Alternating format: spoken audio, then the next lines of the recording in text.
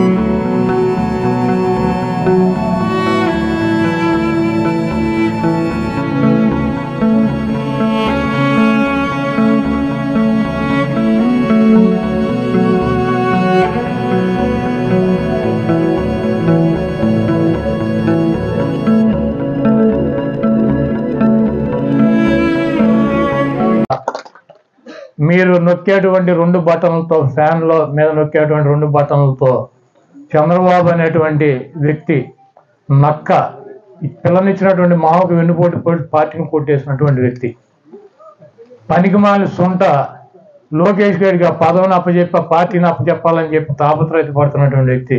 మీరు కనుక 2 బటన్లు 2024 ఎన్నికల్లో నొక్కినట్లయితే ఈ చంద్రబాబు అనేటువంటి వ్యక్తి ఆ బ్యాలెట్ బాక్స్లోనే సమాధి అయిపోయి ఇంకా మనకి శాశ్వతంగా ఈ రాష్ట్రానికి పట్టినటువంటి పీడ ఉండదు. 2029కి ఈ గుంట నక్క ఉండదు, ఉన్నా కూడా వచ్చి మన ముందు సొల్లు కబుర్లు చెప్పేటువంటి పరిస్థితి ఉండదు. ఆల్రెడీ అల్జిమర్స్ వచ్చింది. 5 సంవత్సరాల్లో గతం పూర్తిగా మర్చిపోయి మనం వెళ్ళి పలకెత్తే నేను ఎవరిని మీరు ఎవరిని అడిగేటువంటి పరిస్థితుల్లో ఉంటాడు. కాబట్టి ఇటువంటి గుంట నక్కనే, ఇటువంటి తోడేళ్ళనే, ఇటువంటి బీజేపీ వదినమ్మని, కాంగ్రెస్ చెల్లెమ్మని, ఉత్తపుత్రుని, దత్తపుత్రుని అందరినీ కలిసి కట్టగట్టి బంగాళాఖాతంలో పారేయాలని చెప్పి కోరుకుంటూ సెలవు తీసుకుంటాం. ప్రతి నిమిషము కూడా మీకోసం తప్పిస్తుంటే నా ఎస్సీలు, నా ఎస్టీలు, నా బీసీలు, నా మైనార్టీలు, నా అగ్రకులాల్లో ఉన్నటువంటి పేదలు అని చెప్పి ధైర్యంగా దమ్ముగా చెప్పగలిగినటువంటి వ్యక్తి ఎవరైనా ఉన్నాడు ఈ రాష్ట్రంలో, ఈ దేశంలో? జగన్మోహన్ రెడ్డి గారు తప్పించి ఒక్కడిగా గెలవలేక నన్ను చూసి జగన్మోహన్ రెడ్డి భయపడుతున్నాడు అంటాడు. సరే రారా బాబు అంటే పక్కన దత్తపుత్రుడు ఉన్నాడో లేదో చూసుకుంటాడు. సరే ఉన్నాడు వెళ్దాం రమ్మంటే ఈ పక్కన ఉత్తపుత్రుడు ఉన్నాడా లేడా అని మళ్ళీ ఈయన చూసుకుంటాడు. సరే ఈడు ఉంటే వదినమ్మ బీజేపీలో ఉంది కదా, వదినమ్మ మన ఢిల్లీ వెళ్ళి వచ్చాడు, వదినమ్మ ముందు ఉండాలి. సరే వీళ్ళు ఉన్నారు సరే అంటే మళ్ళీ ఇప్పుడు కొత్తగా కాంగ్రెస్ చెల్లెమ్మని తెచ్చుకున్నాడు, వెనకాల పెట్టుకున్నాడు. ముందేమో బీజేపీ వదినమ్మ, వెనకాలేమో కాంగ్రెస్ చెల్లెమ్మ, ఈ పక్కనే ఉత్తపుత్రుడు, ఆ పక్కనేమో దత్తపుత్రుడు. సరే బయలుదేరరా వెళ్దామంటే వెళ్ళి హైదరాబాద్లో కూర్చున్నాడు. ఇంకా ఎన్నికలు 15 రోజులు ఉంటాయి. ఢిల్లీ వెళ్ళి వచ్చాడు. అమిత్ షా ఏం చెప్పాడు? నువ్వు బాధ్యత తీసుకుని మాకు 150 సీట్లు ఇమ్మని చెప్పినట్టున్నాడు. వాళ్ళ మబ్బులో పెడదామని వెళ్ళాడు. అంతకుముందు అంటే మా అద్వానీ గారు వాజ్పేయి గారు ఉండేవాడు. ఈయన ఏం చెబితే ఈ కథలన్నీ వినేవారు వాళ్ళిద్దరూ. వీళ్ళ పెద్ద తురుము తోపు అని. ఇలా అమిత్ షా మోడీ వాళ్ళు ఏమింటారు? గబుక్కుని రమ్మని కానీ వెళ్ళారు. అదే చెప్పినట్టున్నారు, 150 సీట్లు మేము పోటీ చేస్తాం అసెంబ్లీలో, 20 ఎంపీలు మేము చేస్తాం, ఒక 5 ఎంపీలు 40 సీట్లు చేసుకోమని చెప్పినట్టున్నారు. అసలు పిల్లలు ఇప్పుడు కాదంటే ఒక ప్రాబ్లం, అవునంటే ఒక ప్రాబ్లం. ఆయన ఆగిపోయాడు హైదరాబాద్ నుంచి రాట్లా. 7 రోజులు 8 రోజులు ఢిల్లీ వెళ్ళి వచ్చి మంచం మీద పడినట్టు ఉన్నాడు వాళ్ళ దెబ్బకి. ఇప్పుడు కాదని చెప్పలేడు, అవునని చెప్పలేడు. ముందుకు పోయి వెనక నువ్వు కాదని చెప్పి ముందుకు వెళ్తే భయంకరమైన దాడి ఉంటుంది, అవునని చెప్తే ఇది తోక పార్టీ అవుతుంది, 40 సీట్లు తీసుకోవాలి. ఇప్పుడు ఏం చేయాలి? ఆయనేమో పవన్ కళ్యాణ్ గారు నిన్న ఎక్కడో భీమవరం అక్కడెక్కడ తిరుగుతాడు అన్నారు. ఆయన విజయవాడ నుంచి వెళ్తాకి భీమవరం వెళ్తాకి హెలికాప్టర్ మాట్లాడుకున్నాడంట. దాంట్లో ఎక్కడ స్కూల్ కాలేజీ విష్ణు కాలేజీ అని దాంట్లో బిల్డింగ్ల మధ్యలో దిగిపోతాడంట హెలికాప్టర్ వేసుకుని.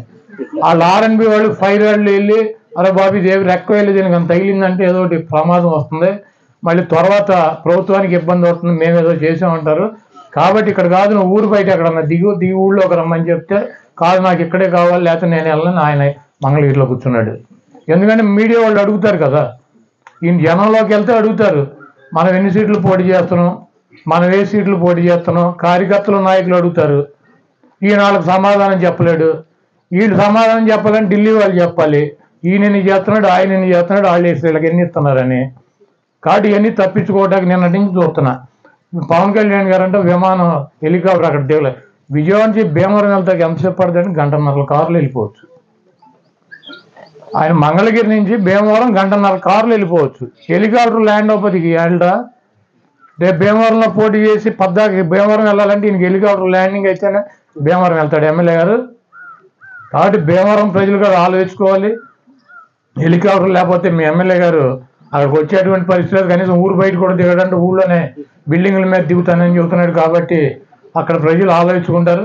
ఇటువంటి కుట్రలో కుతంత్రాలు బీజేపీ వదినమ్మ, కాంగ్రెస్ చెల్లెమ్మ, ఉత్తపుత్రుడు, దత్తపుత్రుడు, ఒట్టిపోయిన గీతలాగా ఈయన అందరూ కలిసి జగన్మోహన్ రెడ్డి గారి మీద యుద్ధం చేసి ఓడించాలని చెప్పి ప్రయత్నం చేస్తున్నారు.